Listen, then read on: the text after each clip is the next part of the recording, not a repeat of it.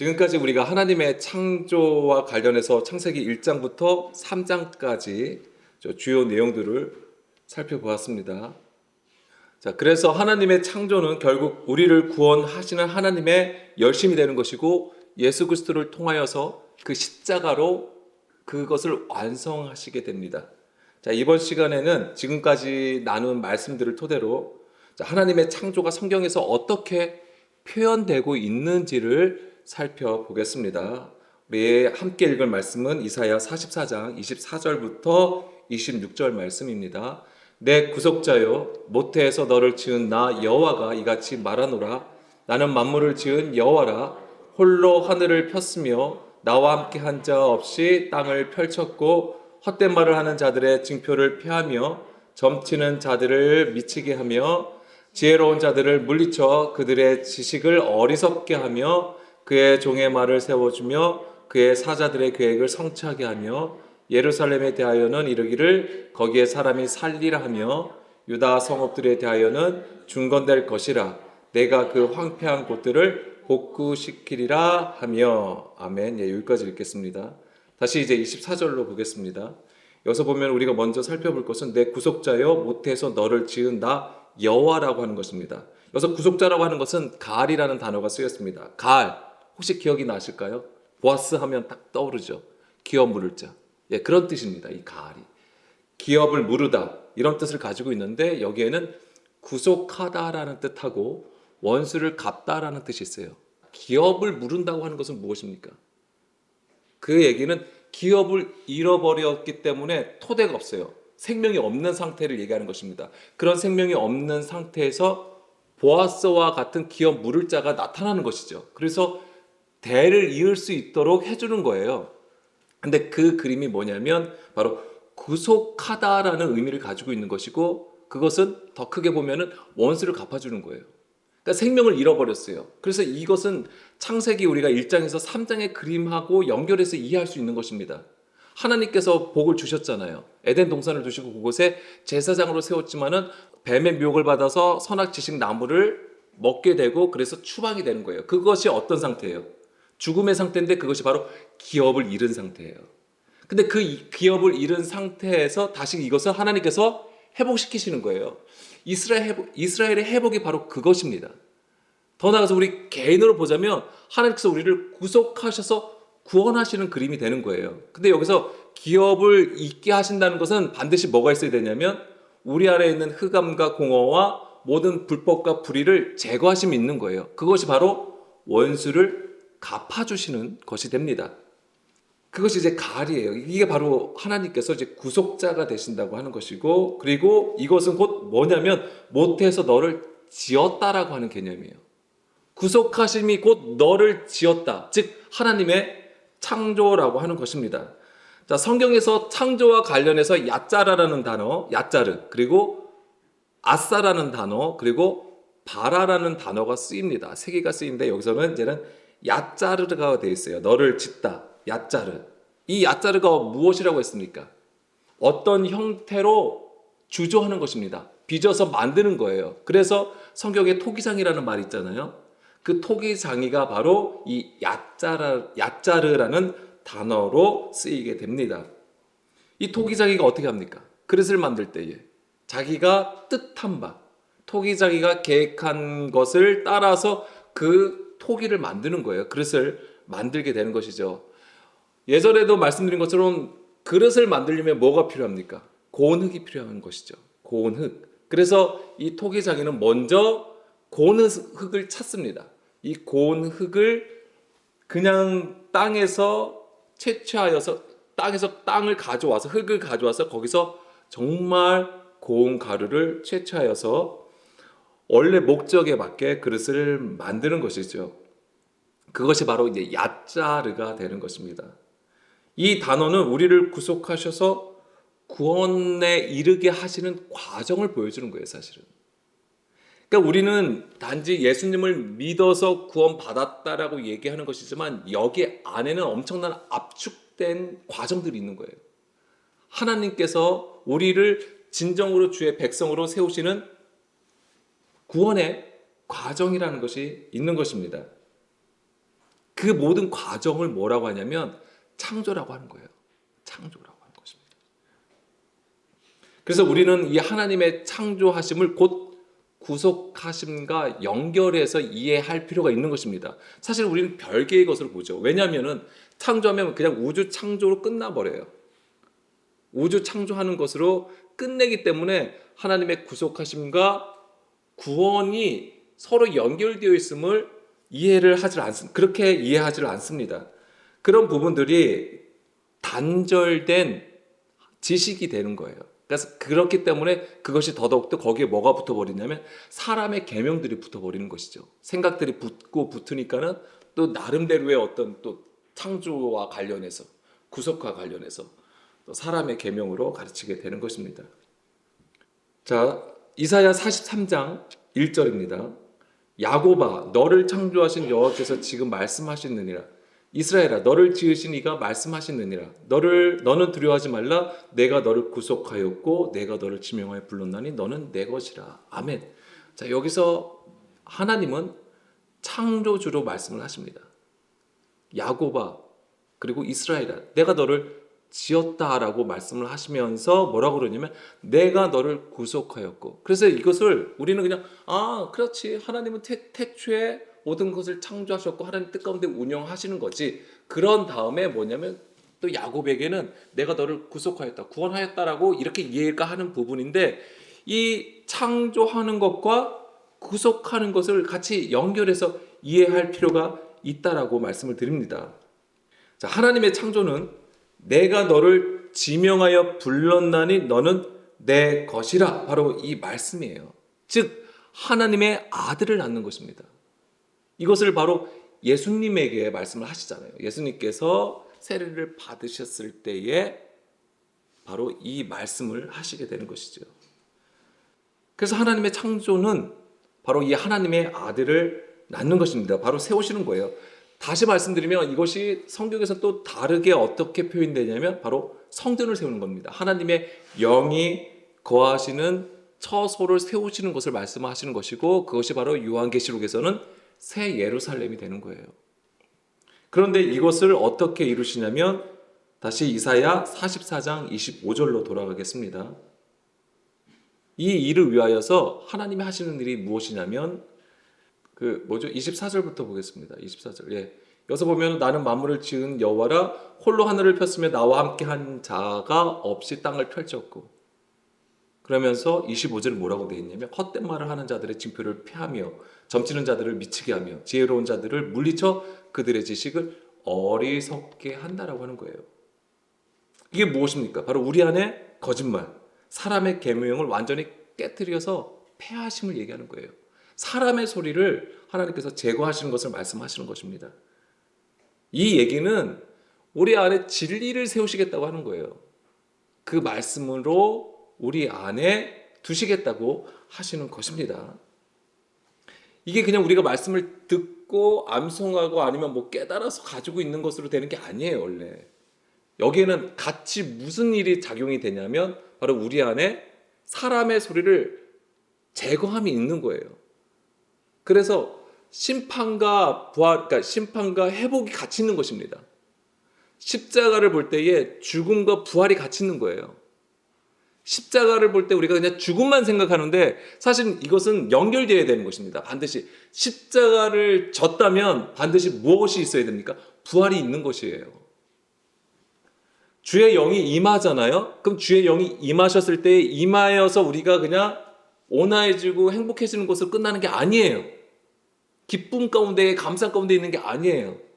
진정한 기쁨과 감사는 우리 안에 무엇이 일어납니까? 그 영으로 말미암아 우리 안에 거짓, 우리 안에 불법, 불의의 것들이 다 뭐예요? 태워지는 것입니다. 그것이 동시에 있어야 되는 거예요. 그것이 있어야지만이 진정으로 우리가 회복될 수 있다라고 하는 것입니다. 어느 한 곳으로 치우치지 않습니다, 절대. 예수님이 세상에 오신 이유가 이것 때문에 오신 거예요. 그 당시 외식하는 유대교의, 그러니까 성전 유대교의 그 불법, 패역함을 책망하시고 그 예배 구조를 완전히 황폐하게 하시기 위해서 오셨던 것입니다.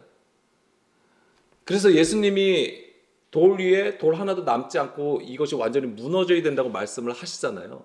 근데 그것의 성취는 물론 나중에 로마로 인해서 예루살렘 성이 무너진 것이 있습니다. 역사적으로 성취가 됐어요. 그렇지만 그것에 예수님께서 그것을 말씀하신 것은 무엇을 말씀하신 겁니까? 바로 십자가를 말씀하신 거예요. 십자가를 통해서 하신 일을 미리 말씀을 하신 것이지요. 자, 예수님께서 그것을 하신 것은 어떤 자기를 따르는 제자들을 통해서 또는 많은 군중들을 동원해서 그 일을 하셨던 게 아니에요, 절대. 아니면은 하나님의 강력한 능력과 파워가 임하여서 그것을 행하신 게 절대 아닙니다. 바로 십자가라고 하는 것을 우리가 잊어서는 절대 안 돼요. 우리가 이 세상에서, 이 땅에서 하는 일들이, 많은 일들이 있습니다. 그것이 정말 그 많은 문제들을 가지고 있는데 그것이 정말 해결되기를 원합니다. 그것은 우리가 이 땅에서 삶에서 지혜롭게 행할 수도 있는 거예요. 관계를 통해서도 해결할 수도 있는 것이고 지혜와 또는 물질로도 해결할 수가 있는 부분이 있습니다. 물론 그렇게 해서도 해결돼야 되죠. 당연히 우리가 이 땅에서 사는데, 세상에서 사는데. 근데 성경에서 말하는 것은 그게 아니라고 하는 거예요. 그런 모든 것에서도 우리가 철저하게 낮아지고 겸손한 가운데에 주의 행하심을 바라볼 수 있어야 된다고 하는 것이죠. 그게 바로 영의 눈을 뜨고 주의 일하심을 구하는 것입니다. 반드시 그것이 있어야 되는 거예요. 그런 자가 내 안에 십자가의 본질을 가지고 주님 앞에 서는 자인 것이죠. 오직 하나님의 말씀을 따라 순종하여 하나님의 의를 나타내는 자입니다.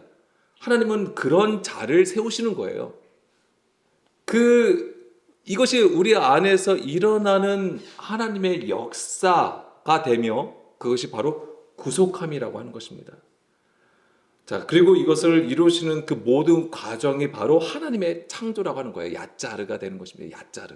그리고 이것을 하나님께서 만드심으로써 이제는 거기에 하나님의 영을 부어주시는 것이죠. 그것이 하나님께서 행하심이 되는 거예요. 일하심이 되는 거예요. 그래서 이것으로 이끌고 가심이 바라 하나님의 창조가 되는 것입니다. 우리가 얼마나 연약한 자이냐면, 자, 창세기 1장 2절 말씀했었처럼 우리 안에 공허, 흑암, 혼돈, 깊은 가운데 있는 자라고 하는 것입니다. 그것이 어떻게 우리 안에서 형성이 되냐면 바로 사람의 육신의 생각으로 그것이 형성이 되는 거예요. 사람의 계명을 듣고 그것을 따르는 것에 의해서 그 모든 것들이 다 생겨나게 되는 것이죠. 그것이 우리 안에 여전히 있으면은 우리는 진정으로 구속함을 받지 못하는 것이죠. 하나님의 창조 가운데서 계속해서 우리는 우리의 것을 요구하면서 자꾸만 옛것으로, 옛사람으로 돌아가려고 하는 것입니다. 우리에게 필요한 것은 이 십자가를 통하여 하나님의 말씀, 그 진리의 말씀을 따라 순종함입니다. 그것이 반드시 있어야 돼요. 이것이 없으면, 그 순종함이 없으면, 다시 말씀드리면 자기 부인됨이 없으면 우리가 부활도 없는 것이죠. 자, 디모데후서 2장 20절에서 21절 말씀입니다. 자, 큰 집에는 금 그릇과 은 그릇뿐 아니라 나무 그릇과 질 그릇도 있어 귀하게 쓰는 것도 있고 천하게 쓰는 것도 있나니 그러므로 누구든지 이런 것에서 자기를 깨끗하게 하며 귀히 쓰는 그릇이 되어 거룩하고 주인의 쓰심에 합당하며 모든 선한 일에 준비함이 되리라. 아멘. 자, 하나님이 집에 귀하게 쓰이는 그릇이 되려면 반드시 우리 안에 옛 계명, 불의, 누룩이 철저히 제거가 되어야 되는 것이죠. 이 과정을 통해서 하나님 앞에 귀히 쓰이게 되는 거예요. 우리 안에 더러운 것이 있으면 하나님 앞에 귀하게 쓰임을 받을 수가 없어요. 그 그릇은. 그 그릇에게 귀히 쓰임을 받는다고 하는 얘기는 그 그릇에 하나님이 뭘 담으실까요? 하나님의 영을 담으시는 거예요. 예, 말씀, 영을 담으시는 거예요. 그래서 하나님의 영, 그 지혜를 담아서 영과 진리의 충만함으로 살아가게 하시는 것입니다. 에베소서 2장 18절 말씀입니다. 이는 그로 말미암아 우리 둘이 한 성령 안에서 아버지께 나아감을 얻게 하려 함이라. 귀하게 쓰임을 받는다고 하는 것은 좀 전에도 말씀드린 것처럼 하나님의 영을 담는 거예요. 그 얘기는 그렇게 귀하게 영을 담아서 귀하게 쓰임을 받는 것은 곧 하나님 앞에 가까이 있음을 얘기하는 것입니다. 가까이 나감을 얘기하는 거예요. 이것이 바로 십자가의 능력으로 한 몸을 이루어 하나님께 나아가는 것입니까? 나아가는 것입니다. 그래서 하나님께로 나아감은 곧 진정한 제사장으로 세워진 것을 의미하는 것이죠. 이것이 바로 그리스도의 형상을 닮은 하나님의 아들로 세워지는 것이고 성경에서 말하는 창조라고 하는 것입니다. 이게 창조의 그림이에요. 그게 우리가 그냥 교회 나와서 예배를 드리는 거 아니면 구약으로 보면 제사장이 그 율법을 따라서 성막에서 성전에서 하나님 앞에 섬기는 것을 우리는 그 예배의 그림으로만 얘기하는 것이지만 그것이 창조의 그림이 되는 것이죠. 이제 그것을 우리가 이해를 해야 됩니다. 그게 창조예요, 사실은. 왜냐면 처음에도 말씀드린 것처럼 창조라는 것은 하나님의 아들을 세우는 거라고 했습니다. 이게 하나님의 아들은 곧 제사장을 얘기하는 거예요. 그럼 이 제사장으로서 하나님께 온전히 섬기는 것이 무엇이겠습니까? 그게 바로 창조의 그림인 것이죠. 완성이라고 하는 것입니다. 그래서 계시록을 보게 되면은 제사장을 진정으로 하나님 앞에 온전하게 섬기는 모습들이 나오는 거잖아요. 그것이 우리는 단순하게 이스라엘의 회복으로만 얘기를 하는 것이지만은 그것이 진정한 창조의 완성이 되는 것이죠. 자, 이사야 42장 1절. 그래서 이제 그러한 그림들이 결국 무엇을 우리에게 얘기를 해주는 거냐면, 자, 1절 보게 되면 내가 붙드는 나의 종, 내 마음에 기뻐하는 자, 곧 내가 택한 사람을 보라. 내가 나의 영을 그에게 주었은즉 그가 이방의 정의를 베풀리라. 아멘. 자, 하나님께서 나의 영을 그에게 주셨다라고 말씀을 하시면서 그가 이방의 정의를 베푼다고 했습니다. 자, 그가 이방의 정의를 베푸는 것이 무엇입니까? 이게 바로 세상의 빛이 되는 것입니다. 이 정의라는 게 뭐예요? 우리의 어떤 도덕적인 기준으로 법을 세우는 것입니까? 아니에요. 하나님의 법이죠. 말씀으로 얘기하는 것입니다. 5절, 6절 말씀 보겠습니다. 자, 7절까지 보게 되면 하늘을 창조하여 펴시고 땅과 그 소산을 내시며 땅 위에 백성에게 호흡을 주시며 땅에 행하는 자에게 영을 주시는 하나님 여호와께서 이같이 말씀하시되 나 여호와가 의로 너를 불렀은즉 내가 내 손을 잡아 너를 보호하며 너를 세워 백성의 언약과 이방의 빛이 되게 하리니 7절 내가 눈먼 자들의 눈을 밝히며 갇힌 자를 감옥에서 이끌어내며 흑암에 앉은 자를 감방에서 나오게 하리라. 아멘. 자, 이방의 빛이라고 합니다. 아까 이방의 정의를 베푼다고 하는 것이 바로 이거예요. 이방의 빛이 되게 하시는 것. 그런데 보세요. 이 이방의 빛, 세상의 빛이 되게 하심이 곧 무엇입니까? 눈먼 자들의 눈을 밝히는 거예요. 흑암이죠. 흑암에서 이끌어내는 거예요. 갇힌 자를 감옥에서 이끌어내는 것입니다. 흑암에 앉은 자를 감방에서 나오게 하는 것입니다. 이게 세상의 빛이 되게 하는 거예요. 근데 이것을 우리가 힘과 어떤 완력으로 하는 게 아니에요. 어떤 운동, 어떤 주의를 일으켜가지고 막 그거를 하는 게 아닙니다. 온전히 주의 말씀으로 되어진다고 하는 것이죠. 우리를 통해서 하나님께서 하시는 것인데 우리가 할 수 있는 것이 무엇입니까? 우리가 할 수 있다라기보다는 그리스도를 통해서 하나님께서 제시하신 답이 무엇입니까? 그게 십자가였다라고 하는 거예요. 그러니까 우리는 이것을 알아야 됩니다.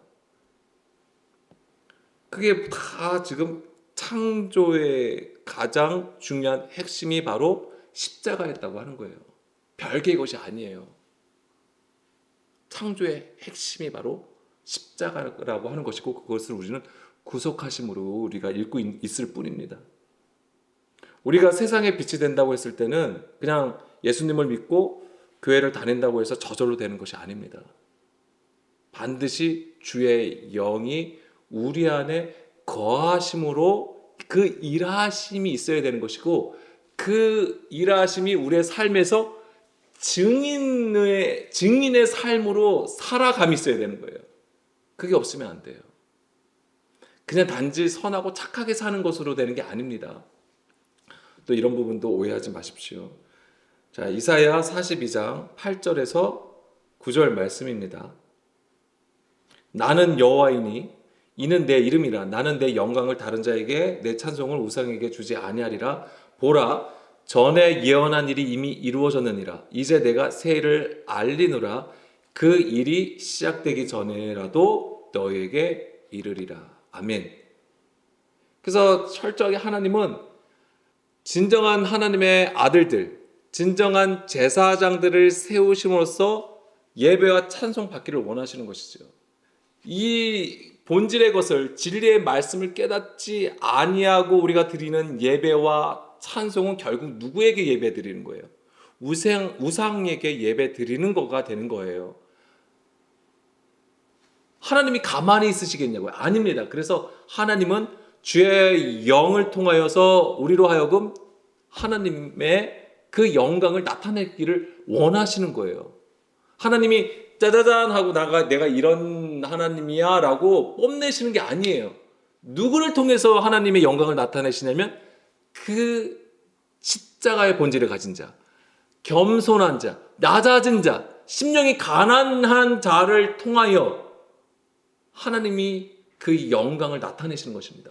왜냐하면 그런 자들에게 하나님의 영을 두시기 때문에, 하나님의 법을 두시기 때문에 그런 것입니다. 그 가정들이 다 창조라고 하는 거예요, 원래.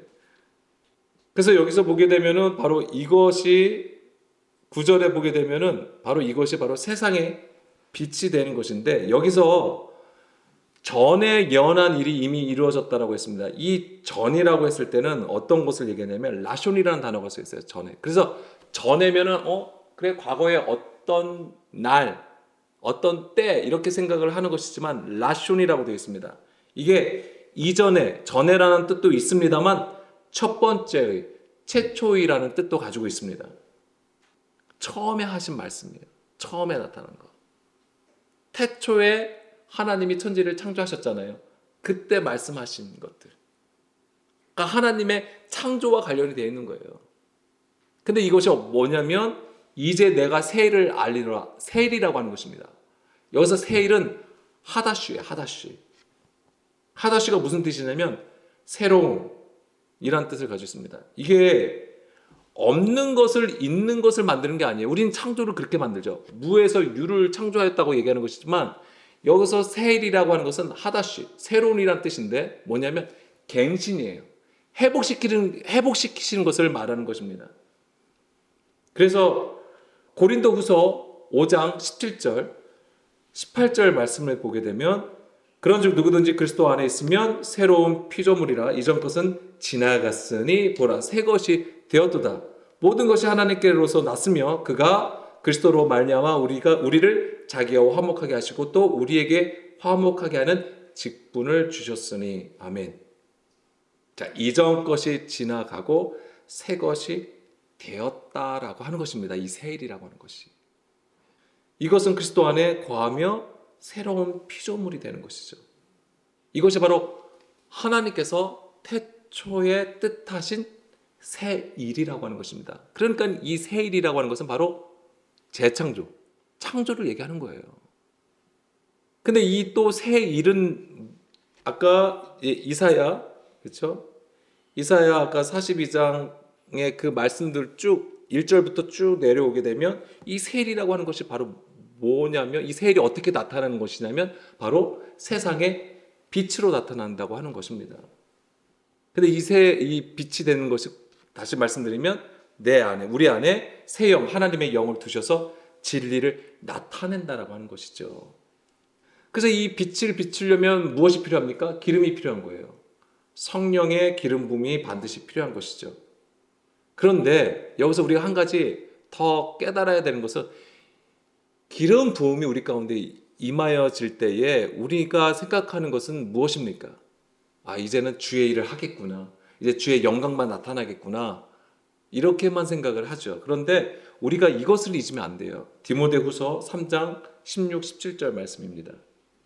모든 성경은 하나님의 감동으로 된 것으로 교훈과 책망과 바르게 함과 의로 교육하기에 유익하니 이는 하나님의 사람으로 온전하게 하며 또 모든 선한 일을 행할 능력을 갖추게 하려 함이라. 아멘. 이겁니다. 무엇입니까? 자, 모든 성경은 하나님의 감동으로 되었다라고 하는 것이고 그렇기 때문에 이 얘기는 뭐냐면 우리가 문자를 가지고 있으면 안 된다고 하는 거예요. 하나님의 감동으로 쓰여졌다라고 하는 것입니다. 겉의 것이 아니라 그 안에 영이 있다라고 하는 것입니다. 생명이 있다라고 하는 거예요.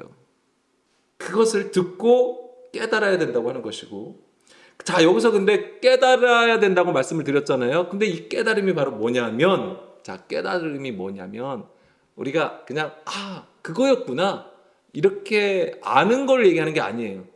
무엇입니까? 교훈과 책망과 바르게 함과 의로 교육함이에요. 이게 깨달음이에요.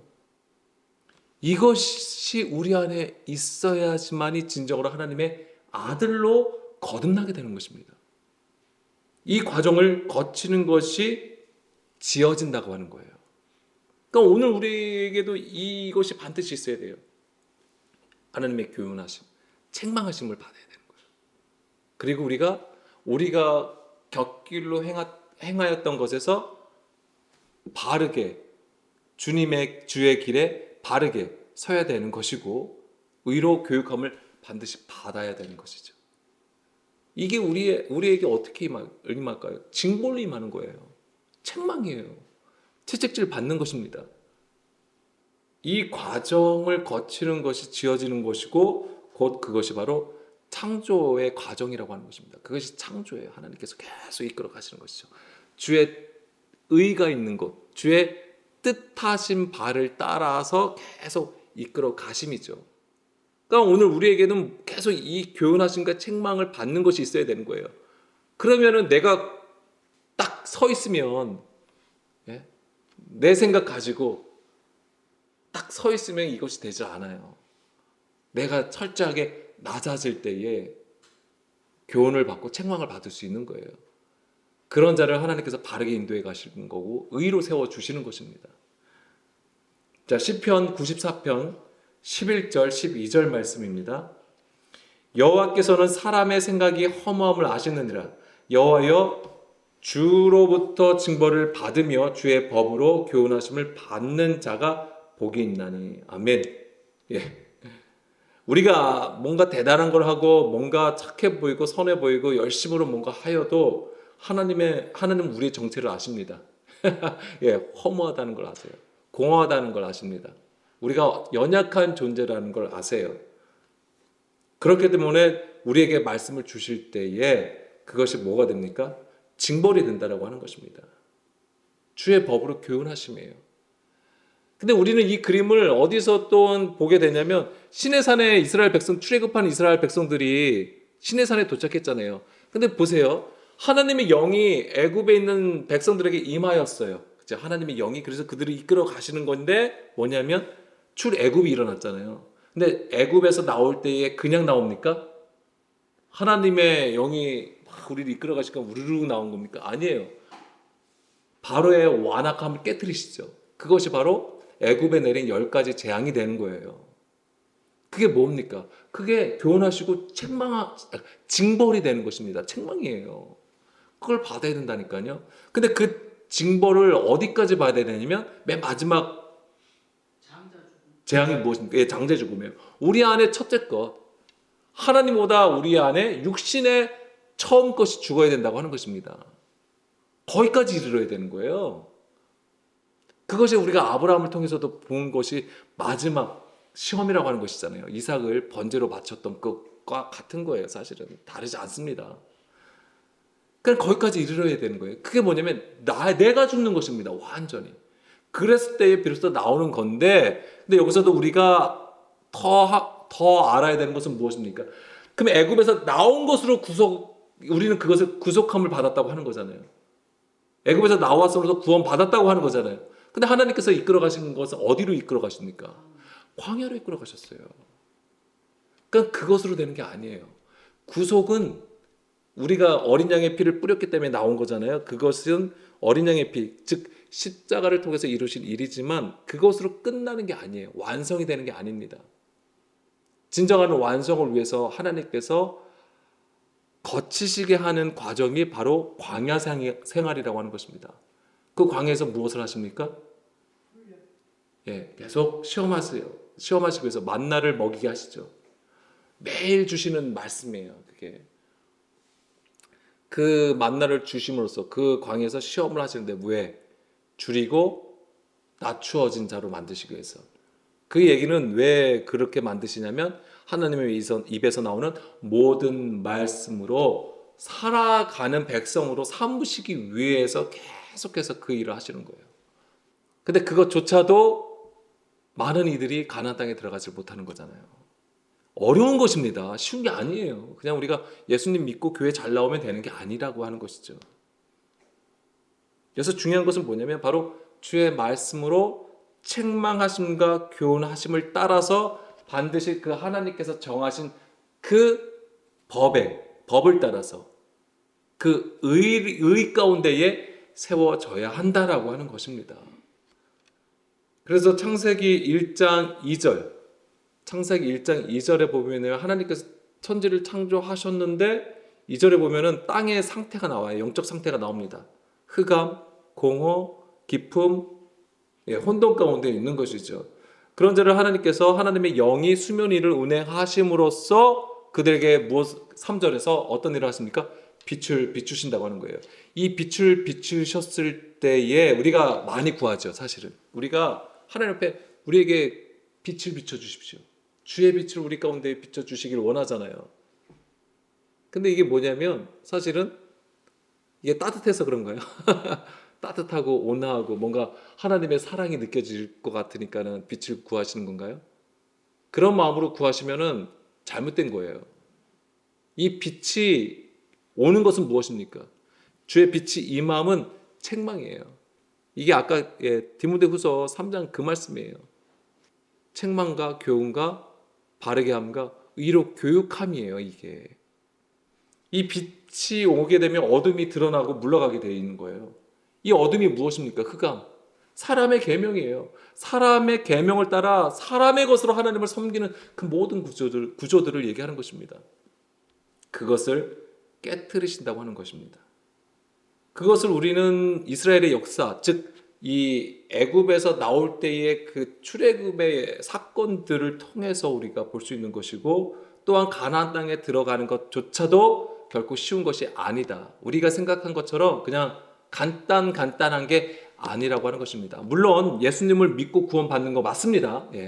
제가 이거 부정하는 게 아닙니다. 맞는데 그 과정이라는 게 있음을 우리가 잊어서는 안 된다고 하는 거예요.